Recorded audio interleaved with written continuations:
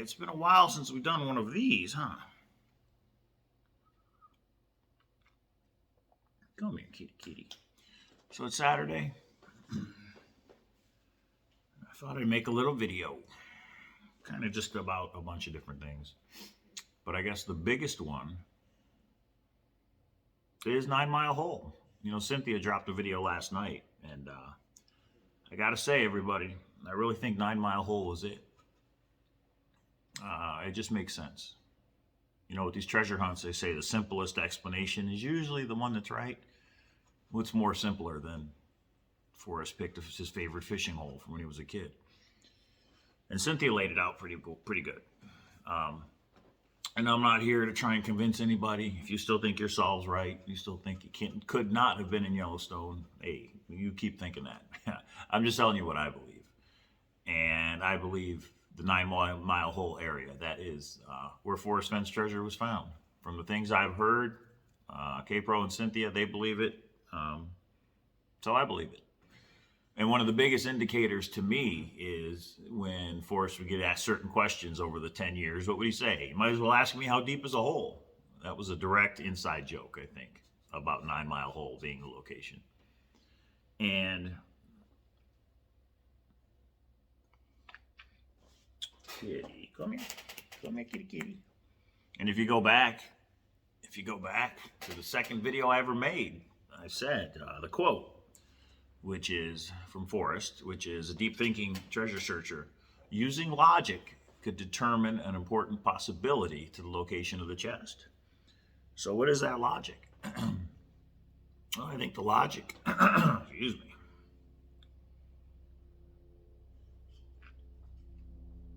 I think the logic is when you read the Thrill of the Chase book, it was right there. It was right there in front of us the whole time. Fenn Rock, the fishing place. You know, Homer Brown, was it trout? Was it not trout? I think it probably was trout.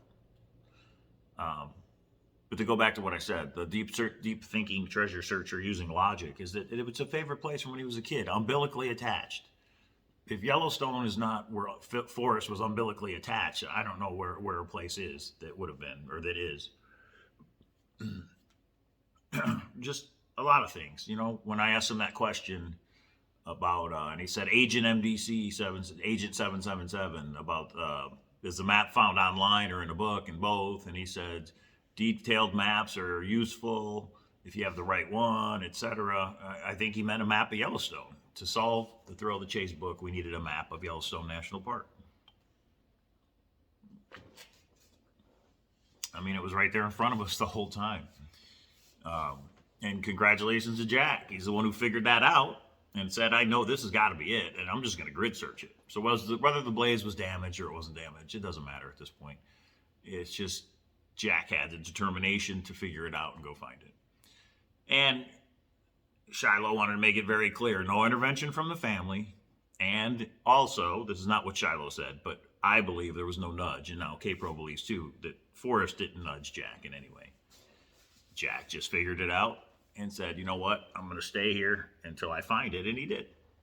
Digging Gypsy was a 200-foot searcher. Again, watch Cynthia's video, and it all just makes sense. It all makes sense. The easiest, the most simplest explanation is usually right. And in this case, it was. I don't think it takes away from the Thrill of the Chase at all.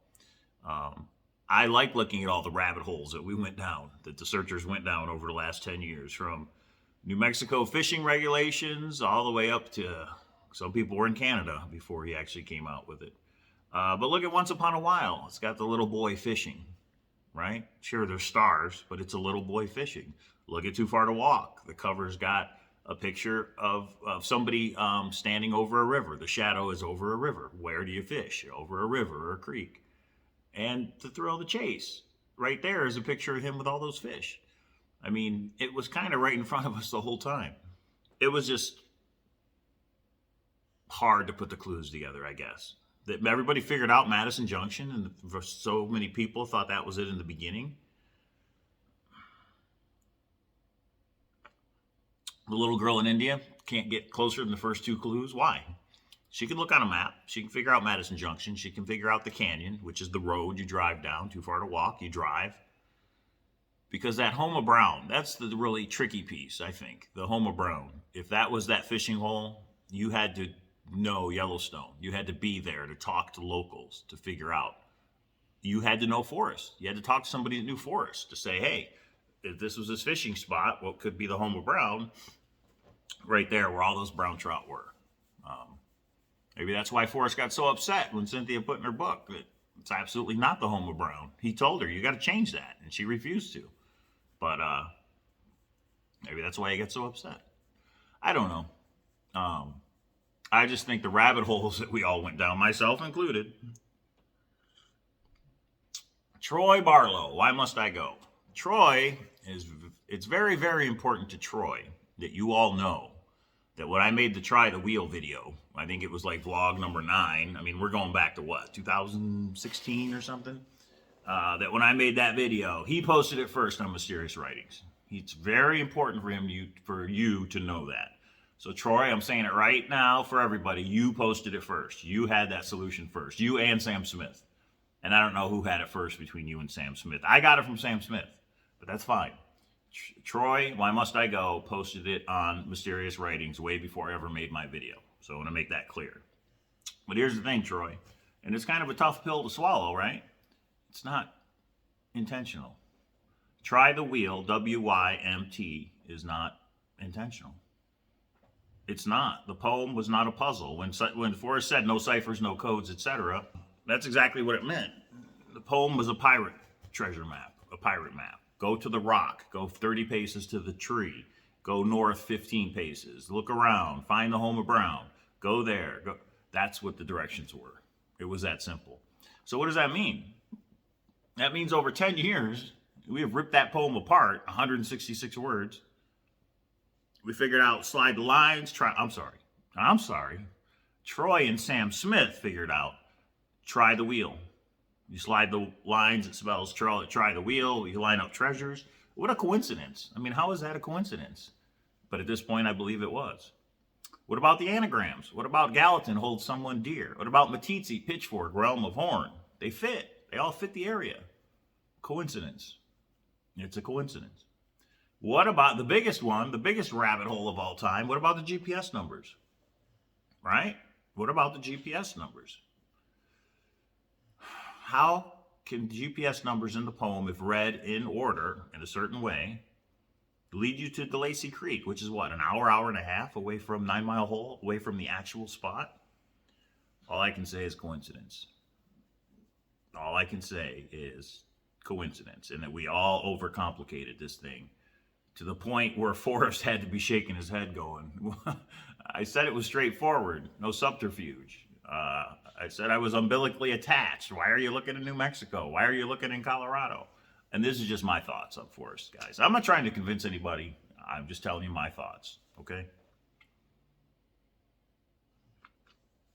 So 9 Mile Hole. And what's funny, that means I was within a couple miles of the treasure along with everybody else that had hundreds of boots on the ground from when we went up there to Ojo Caliente and the other places we went up there for the function in the junction. So that kind of puts a conclusion on the thrill of the chase, doesn't it? I mean, sure, we're still going to talk about it, especially what's going to happen to the treasure chest, right? Will there be a Chase 2.0? Who is going to eventually buy the treasure chest? The autobiography, Shiloh says it's a nothing burger. You know, the family already has a copy. It's not a big deal, but I'm sure searchers would still be interested in reading it if whoever does buy it, if they release it. Actually, I'm still not sure. Can they legally release it? You know how that works? I don't know. Whoever buys it's going to have a lot of things to think about, right? And then there's DB Cooper, maybe the biggest rabbit hole of all. I don't know. I don't know what to think about that. Do I think Forrest Fenn was DB Cooper? Absolutely not. Forrest Fenn is not DB Cooper. I don't believe. I could be wrong, right? But it's fun to go down these conspiracy theories, this conspiracy theory bridge. It's fun to run on these bridges to see what's on the other side. It just is. I think conspiracy theory bridge, I think there's room for the conspiracy theory bridge in the treasure hunting amusement park. What do you guys think? Yeah, I think way back past all the rides, there's an actual bridge that leads out of the treasure hunting amusement park over into the conspiracy theory land. And that is a conspiracy theory bridge. How many of you have walked over it? I know I have a bunch of times. So, what else is going on? We've got other treasure hunts, right? As we wait for Chase 2.0, if it ever happens, there's other treasure hunts. We've got Xavier Marks. Actually, let me grab the book. Xavier Marks. Right here, guys. $10,000 treasure hunt. Boom. Xavier Marks and the Missing Masterpieces. And look how simple. I mean, simple meaning it's a kid's book. Simple meaning it's not a big tome that you have to read. Tome. Yeah. Somewhere in the U.S., $10,000. We've got Copper Dan's Troll Cash, which is still going strong. Copper Dan went the other way on this one and made it way too hard. Ooh, I cannot show the back of this coin, can I? There it is. You can still get a coin. Copperdan.com. And I probably shouldn't show that map right there. Ooh. You gotta, I feel okay doing that because you really gotta zoom in on this. So, sorry, Dan, that's a problem. But congratulations to Dan. I know he's had like 150 people or something to order, so that's awesome. We still got Professor F with Cracked, right? The Bitcoin treasure hunt. We've still got our favorites, the Beacon Star. Beacon Star Thursdays is coming back. Apologies for Thursday. We had a very bad day at work with some loss of some systems. So I was on my system, the command center here at work till about 10 p.m. So that's why that didn't happen. There is a new ride in the treasure hunting amusement park, and that person was supposed to be on Thursday. So I had to cancel on them, and they will be back next week. I'm gonna do a show with him next week before Thanksgiving, because his treasure hunt starts December 1st, and you guys are going to want to know. Sounds like it's going to be a lot of fun. So just tune in next week and you'll see what it is. But yeah, we still got other treasure hunts going on. In fact, over the last 2 weeks, I have been working on the newest Grand Adventure. Those are what I call the puzzles that me and K-Pro have worked on together. We call them, instead of treasure hunts, we call them a Grand Adventure. I can't tell you that this newest one is going to be the biggest one yet for anybody that's done any of our previous ones. This one's going to be the biggest one yet. This one is going to be virtual. You don't have to go boots on the ground. YouTube videos. I'm going to get K-Pro to do her piece of it yet. But for mine, it's going to be all YouTube videos. Still trying to come up with the buy-in should be, and still trying to come up with the prize should be. I like the idea of having multiple prizes and people can pick. I also like the idea of having multiple prizes that are random and you have to pick and you see what you get type thing, but I'm still working on that. So new Grand Adventure's coming. I hope to have something here in the next couple of weeks. But if you guys have played before and you know, hey, whatever it is I'm in, just email me and let me know. I'd like to get an idea of how many people would be interested in playing the next Grand Adventure. I know it's kind of hard when you don't have details, right? But email me. Let me know if you're in. Top of my head, I'm thinking $30 might be the buy-in. And how much of that goes to the prize pool and what is the prize, etc. We'll come out with those details for sure. What else is going on? Poker, World Series of Poker. I think I'm going to go to the Orleans tomorrow. They have a $200 event, tournament I'm going to play in tomorrow at the Orleans. Which means today I'll be working on the Grand Adventure puzzles. Oh, and when I said the biggest Grand Adventure yet, I'm only thinking like maybe 64 videos, maybe more. So, look forward to that. All you Codebreaker Charlies out there. And this one's not even going to be that hard, I don't think. But you guys have to decide that. But yeah, tomorrow, Patrick, it's funny. I thought, yeah, I'll go play that tomorrow. And then Patrick, searcher here, a friend of ours here in Vegas, said, hey, you playing poker tomorrow. So I'm going to meet Patrick over there. And we're going to play in the Orleans Deep Stack tomorrow. So, that'll be fun. Holidays are coming up. Thanksgiving is next week. We're probably not going to do a show on Thanksgiving Day. So, like I said, we'll do one before Thanksgiving, before Thursday. Forrest Fenn Treasure Found. I'm sure we're still going to go live Monday, but I got to talk to K-Pro. And whenever there is breaking news, just like we had with the entity, whether you consider that breaking news or not, we'll go live and talk about it. But I'm trying to think what else. I definitely got to clean the command center up back here. We got cat hair everywhere and everything else. Dorito crumbs and cat hair everywhere. I got to go through my comic book collection. I got comics I got to put in sleeves. Oh, storage units. That's a big treasure hunt me and K-Pro have been going on. We didn't get any storage units this week, which was kind of disappointing. The magician's unit with all the magician tricks and props, the owner ended up buying it. The mystery box unit, all those boxes on those racks with the clothes and all that, the owner ended up buying it. We actually won the mystery box unit. It went to $1,050. But before we had a chance to pay, the owner showed up and purchased it and paid up whatever they needed to pay up. So we missed that one. And then if you guys are in our Grand Adventure group on Facebook, Cowlazars and K-Pro's Grand Adventure, go join. It's for free. It's a closed group, so you got to join in order to get in. You would have saw the picture. There was a unit that had 23 pairs of Michael Jordan shoes, all like in a shoe rack. And you could see the 23. You could see the Swish, the Nike logo with Michael Jordan. And there were a couple other basketball. Damon Green is number 23 as well. 23 shoes, and then who knows what was behind it. That went for $1,500, and we let it go. Part of me wishes we would have got it. But I didn't know we weren't going to get the mystery box. I thought we were going to spend at least $1,000 on the mystery box. So that's why I didn't want to go that high. Because if those shoes, Michael Jordan shoes, were in the front, who knows what was in the back. But the thing with storage units, there's always more, right? I haven't talked to K-Pro about this, but in the second week of December, there's actually the storage, they're doing storage auctions in person, where you go to the unit and there's an auctioneer, just like on Storage Wars. So I want to see if K-Pro wants to go do that with me, where we actually bid live, and we'll record it, and we'll show you guys. We'll put it in a vlog. So we'll see if that happens. If not, there's always more storage units coming up every week, so we'll definitely get another one here soon. And when we do, we'll make another video. So I got to get going on the Grand Adventure. Check it out. You guys know how I do it. Oh, there it is. I think I showed you when I first walked over, huh? So yeah, 9 Mile hole, guys. 9 Mile hole right there in front of us the whole time. The only thing I think would be left to do is maybe just go over the things Forrest has said over the 10 years, right?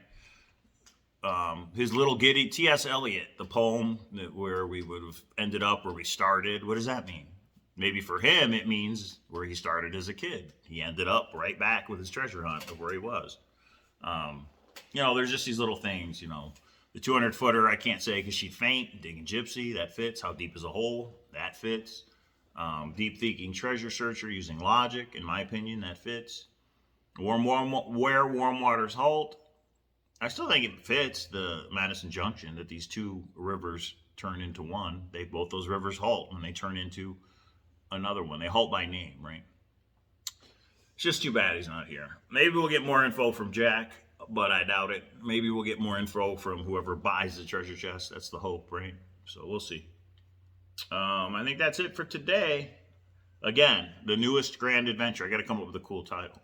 I think it's going to be called The 7 Treasure Chests. Dun, dun, dun. And I'll give you more details on what that means later on. See you, everybody. We'll see you next week. Have a good weekend. Okay, here we have Chris. Yeah, we have a balloon that's stuck, so kind of made like a dart. So he put a tack in the end of a Nerf bullet. Let's see how it goes.